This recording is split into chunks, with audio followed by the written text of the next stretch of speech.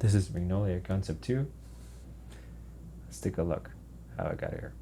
Maybe it's like telling us, look, it doesn't need to be all in order. 40 hertz. I mean, how many times are we going to spin this, you know? Here we control how much information we want to send. Now, after all of this mess, I think the next would... Nobody hear that, nobody saw that. So we would have this next. Just for the hell of it, I'm going to unplug this. So I'm going to go ahead and rewire this really quickly. I mean, quickly it means probably a couple hours. So I decided to move this a little bit to give you guys a preview of what's going on here. As you can see, it's already a huge mess. What is this cable? How come this cable could reach so far and this doesn't?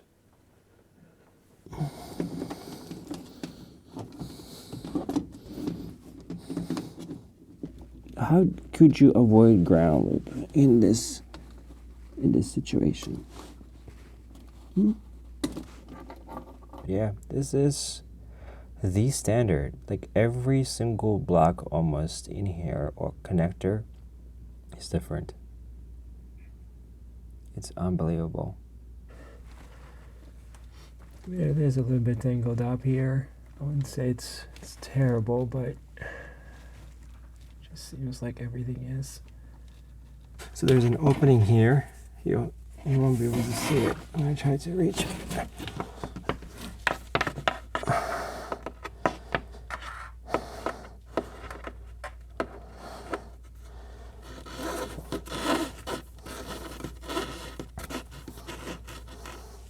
The main cable that is connected to the audio interface and mixer is right here.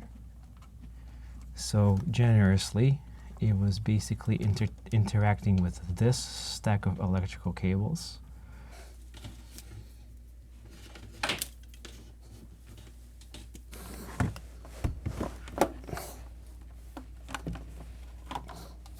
As you can see, I am working on adding another power supply here. And now the two 4-mins can be used for audio equipment, which is great because if I can just come in here and turn them both off, everything shuts down without having to unplug anything separately.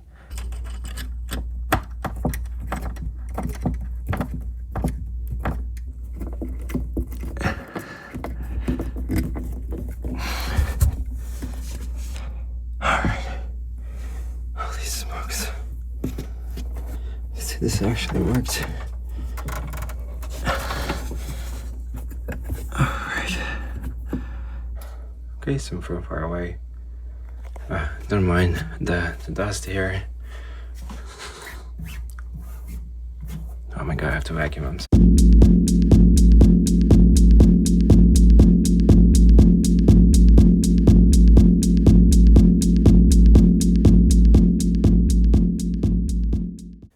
Here, you're done. So I'm going to keep this here just in case I would like to plug in like an extra pedal. Add that into the amp. I elevated this platform. Surprisingly, I had these two compressed foam, whatever, it's like an audio foam. Everything has a little bit more stability. So even if some of the pedals would like to decide to, to jump out, they would have a slightly harder time, but I feel like this is a little bit more secure. All right, so we're going to quickly put ferrite magnets just about anywhere.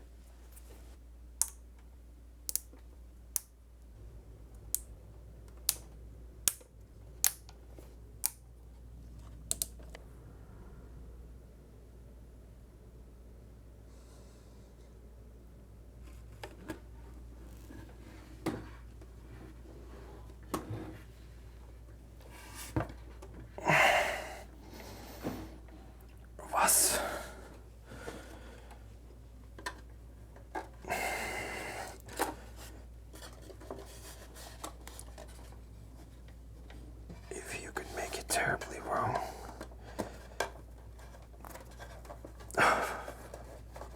Really?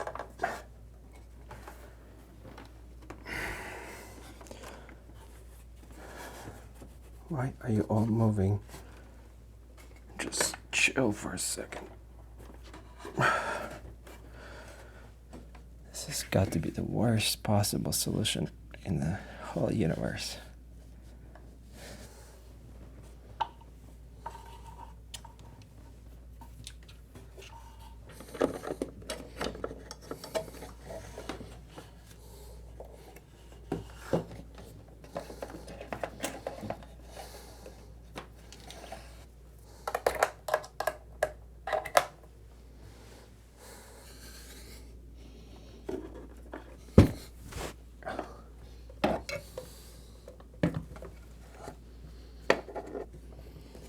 I wouldn't say that this is terrible.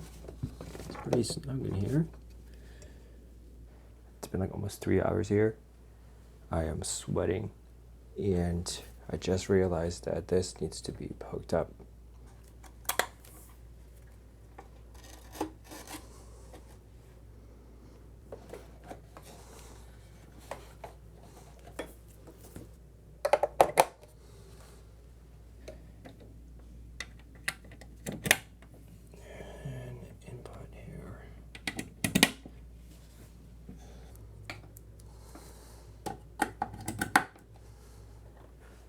Alright guys, there you have it. Everything is wired. It gained some weight and punch, I think. So we'll start with this high pass filter that's new. So let's see what it does.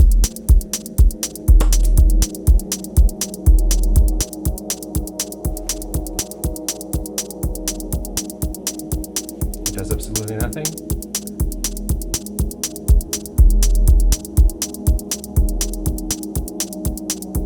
Oh, it's very gentle. So this is with it, without it.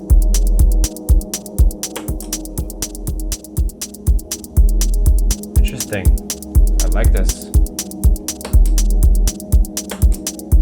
It took off that rumble.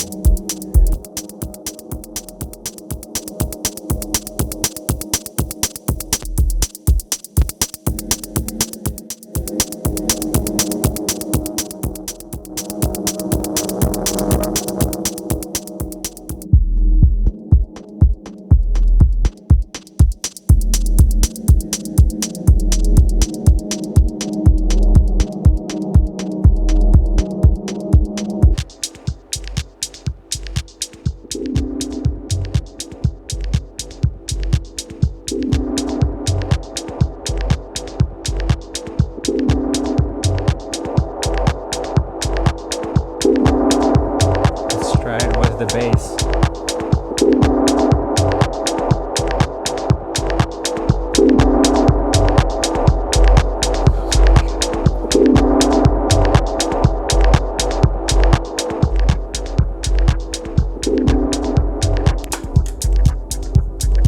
I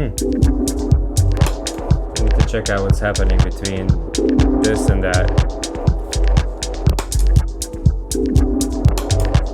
It's a significant downgrade. I don't understand why turning this on has such a profound change versus when it's off.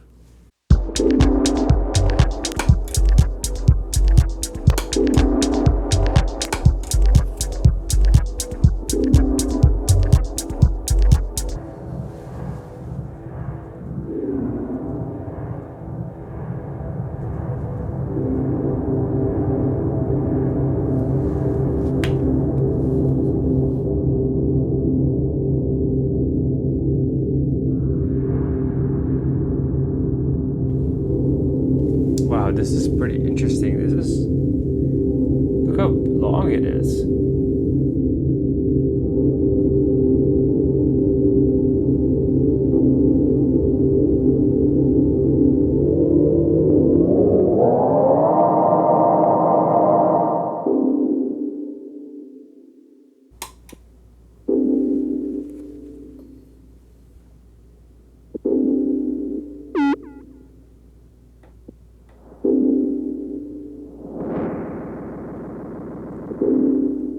Okay, that's a feedback.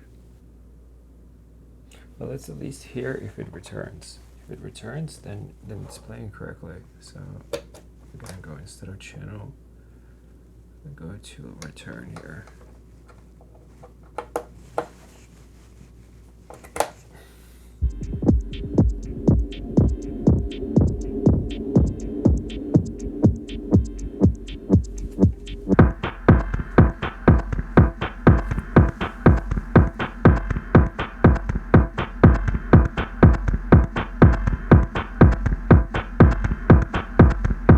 So I hope you really like this monstrosity here. It took me quite some time to put it together. It's been spending here 2 days just rewiring it, and I don't know whether it's going to stay that way because there are a few things that I already would like to modify. That one of the things is the analog delay. I would like to try it without the auxiliary. I think I'm a little bit limited here. Especially with the fact that I cannot solo it and then have the sound like just coming from, let's say, delay. I can't really do that.